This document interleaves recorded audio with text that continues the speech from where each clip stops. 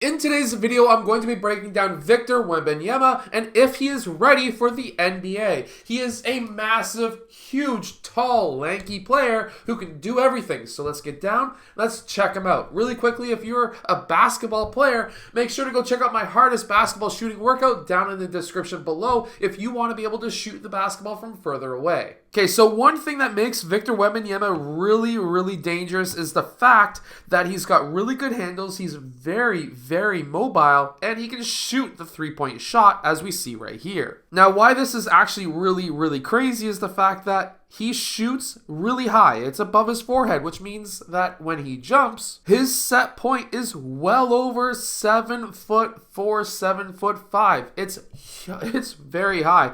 That set point could technically be in the 8-foot range because he's jumping at the same time. So guess what? Any defender is going to have a hard time trying to block or even contest that shot. He knows that, so he doesn't even have to worry when he's taking that shot. He is not going to get blocked. And what makes this even better is that his shooting form is almost picture perfect. He has his shoulder and elbow in line with the rim, and that ball is over top of his upper arm / shoulder, which makes that shooting triangle. That shot is going to be straight every single time, and it's got some pretty good arc as well, considering that he's well over 7 feet tall. Now, do I think that he's going to be able to beast through players like he does in Europe? No, I don't think he's going to be able to move players who are going to be guarding him out of the way. However, what he's going to be finding himself doing, instead of being guarded by quick, shorter guys, he's going to be guarded by quick, taller guys. If he can be quicker, he can get in position and potentially get some and ones. However, if he's not faster than the NBA bigs, then he's going to have some issues. Do I think that he's going to be able to withstand some of the contact in the NBA and do what he does here? Yes and no. Against players who are similar stature, like maybe a Kevin Durant or a Chet Holmgren,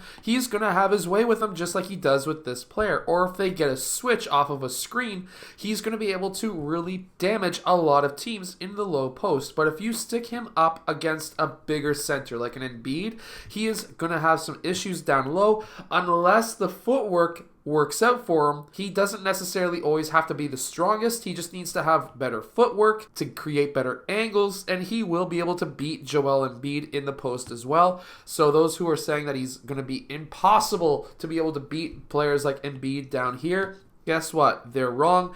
He just needs to learn how to get better angles. This is actually pretty good, but I would assume that Embiid would be able to block that. Will he be able to do these high gathers over top of NBA defenders? Probably. Will he be able to have the strength to go through 3 players? Probably not. Will this happen in the NBA? I can almost assume that at least 20 to 30 times next year it will happen. The reason being is off of a baseline inbounds, he's going to have some players switching off on him, and he's going to be able to have that height advantage, and he's going to be able to get some and one threes as we see here. Let's also not forget the fact that Victor Wembanyama has some pretty good court vision, so he can make passes like this. That was a nice touch pass straight to another post player who was then able to do a big massive dunk. This is really great footwork. He goes in, takes that dribble on his left foot, gathers in the air, goes 2 feet. He can use either foot as a pivot, and then he's able to turn around for the shot. There's not too many players who are going to be able to block that, and he's going to be able to use that type of footwork in the NBA as well. In the screen and roll, the teams that run a screen and roll for bigger players, he's going to be able to disrupt a lot of those passes. He's got a massive wingspan. He can do standing dunks.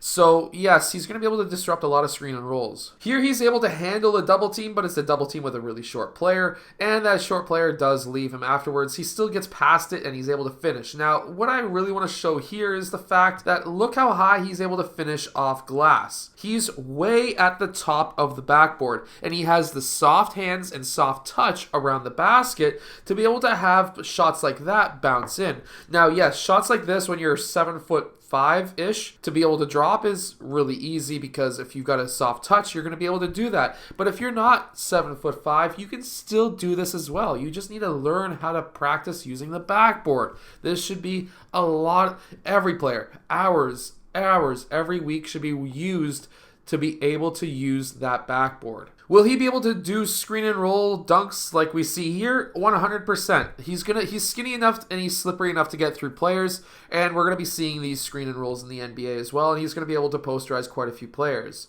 Will he be able to get these offensive board putbacks? Yes. In the NBA, players, a lot of teams, we just seen it in this year's Game 1. Miami doesn't box out very well. These guys are not boxing out very well. They're not paying attention to the big, gigantic 7'5"-ish, 7'6"-ish gigantic giant that's on the court. They didn't box him out. NBA doesn't box out as much as they probably should because they're bigger and stronger. So yes, he's going to be able to get these big tip slams, putback slams very easily.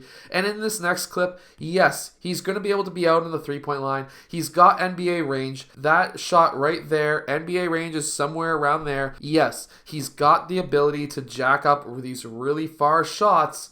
And guess what? That's just absolutely amazing. Like his height, being able to shoot this well is absolutely crazy. And the amount of height that he has on that shot, like I'm going to tell you right now, if you were playing in some of the gyms that we play in here in Canada, that is well above ceiling level. He would not be able to do that here in Canada. And will he be able to block shots? Yes. Will he be able to get fouls like this and take players out? Yes. It's not that hard. However, what this does show is the fact that he's willing and okay with taking players out who are driving to the rim. Like, this needs to happen more in the NBA. I'm not going to lie. Yes, it could injure the player, but guess what? In the playoffs, you need to be able to send a message, and that is how you send a message. So yes, Victor Wembanyama has great court vision. He's strong enough to do damage in the NBA. He's willing to do some big hits for the playoffs. So yes, he's a playoff style player. He has range. This is a complete player. Can he do damage in the first year?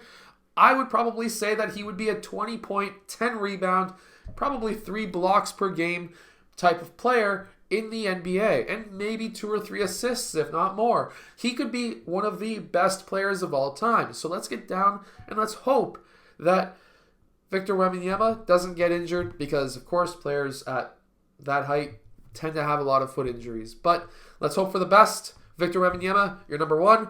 Anyways, I'll see you guys again next time. Hit that like button, subscribe. Make sure to go check out my hardest basketball shooting workout down in the description as well.